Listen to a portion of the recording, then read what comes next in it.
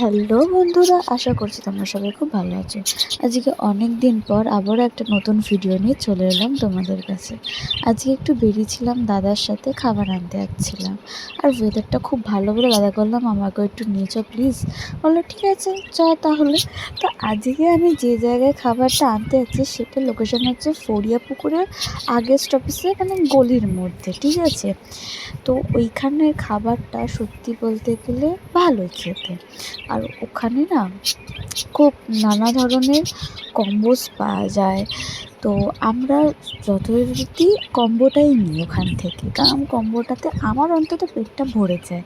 মানে যেমন ধরো আজকে যখন নিয়েছি আমরা একটা এগ রাইস আর চিলি চিকেন 2 পিস, কম্বো 50 টাকা। তারপরে ধরো এখানে পাওয়া যায় একটা বিরিয়ানি আর একটা চিকেন চাপেরও কম্বো পাওয়া যায়। এখানে নানা ধরনেরই কম্বো পাওয়া যায়। তোমরা চাইলে এই দোকানটাতে আসতেই পারো। নামটা আর একবার তোমাদের আমি বলে দিচ্ছি, টিফিন টাইম দোকানটার নাম। তো আমি খাবারটা নিয়ে চলে এলাম হচ্ছে বাড়ির পথে।